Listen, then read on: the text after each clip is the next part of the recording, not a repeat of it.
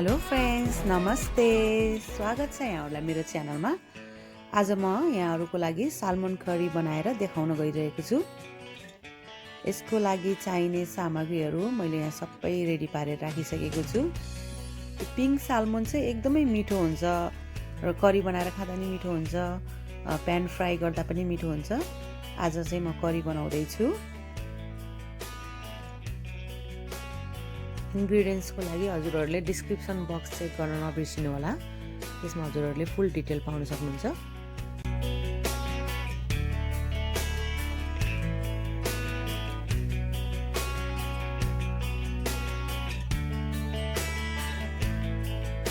सुरुमा म माछालाई हल्का सल्ट एन्ड पेपर हालेर म्यारिनेट गर्नेछु। अलिकति राखेर अनि मोलेर यसलाई एकछिन साइडमा राखिदिने।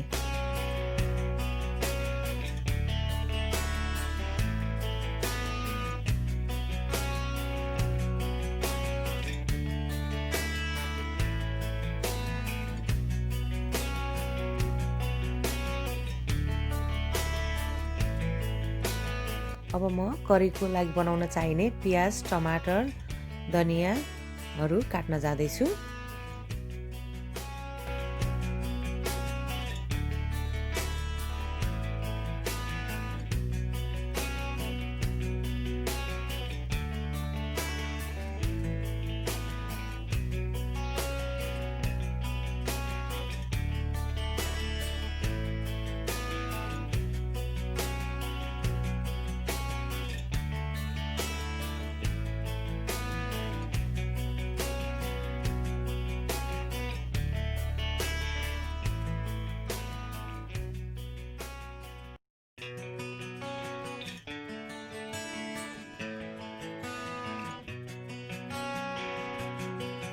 टमाटर पनि मैले सानो सानो डाइस सेपमा काटेको छु। त्यसै गरी धनियाँ पनि मसिनो गरी काट्ने र सबै काटेर हाम्रो रेडी भइसक्यो। अब म माछालाई फ्राई गर्न जाँदैछु।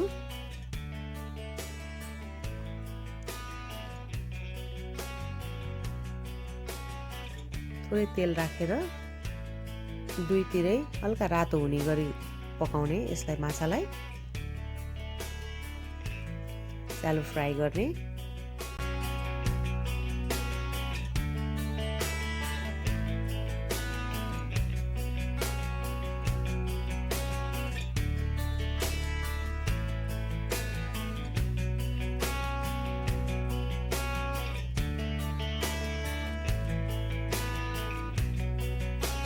एकैछिन एक साइडमा पाक्न दिने अनि त्यसपछि फर्काउने। हल्का गोल्डन कलर आएको छ।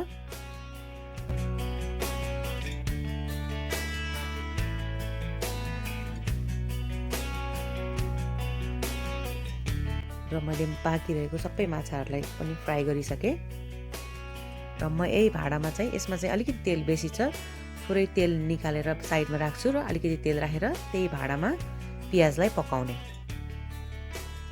प्याजलाई हल्का रातो हुने चलसम्म भुट्ने। मैले सबै मसलाहरू राख्न जाँदैछु।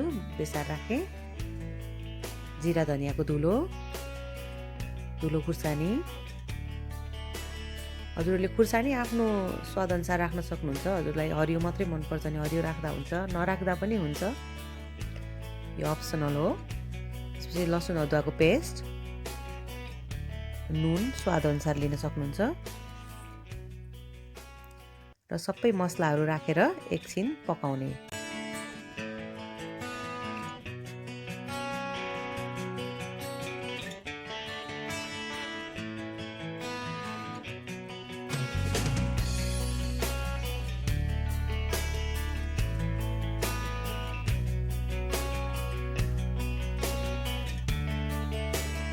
अब म यसमा डाइस गरी काटेको टमाटर एड गर्दैछु र यो टमाटर नि मजाले चलाइ पकाउने र मजाले गल्न दिने टमाटरलाई।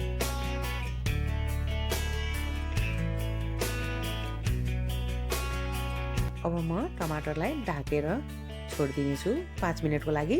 त्यसो भए नै राम्रोसित गल्छ टमाटर। र 5 मिनेटपछि हाम्रो टमाटर यस्तो भएको छ र यसलाई मजाले चलाएर पिसहरू टुक्राइदिने।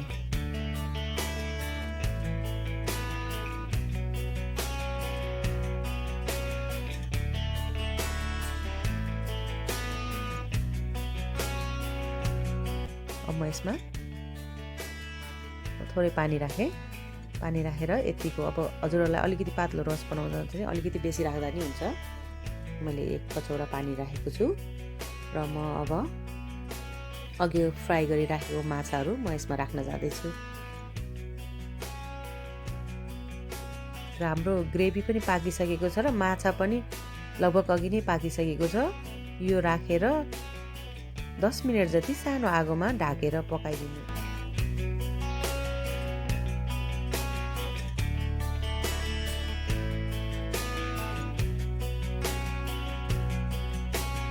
माछालाई चलाउँदाखेरि एकदम हल्का हातले चलाउनु पर्छ, नत्र टुक्रिन्छ। बिस्तारै बिस्तारै यसरी मैले फर्काएर राख्दैछु।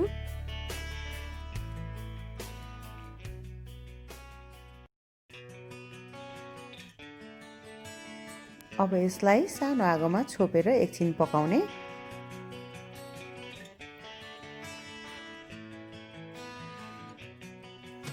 अब हाम्रो माछा रेडी भएको छ। कस्तो मिठो देखिएको छ।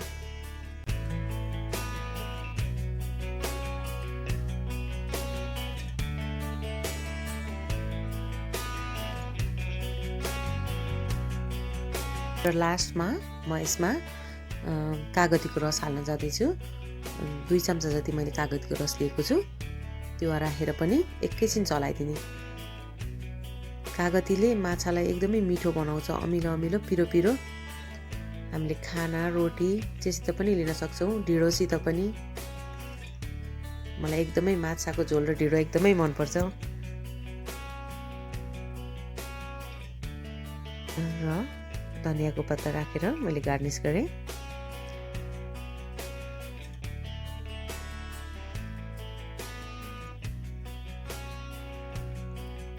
हाम्रो सालमन करी रेडी भयो। हजुरहरूले पनि यस्तै गरी सजिलो तरिकाले सालमन फिस करी बनाउन सक्नुहुन्छ। र यस्तै क्विक एन्ड इजी रेसिपीको लागि मेरो च्यानललाई फलो गर्नुहोला। र मलाई हजुरहरूले फेसबुकमा नि फलो गर्न सक्नुहुन्छ, लेट्स कुक विथ गङ्गा मार्फत। र इन्स्टाग्राममा पनि हजुरहरूले फलो गर्न सक्नुहुन्छ।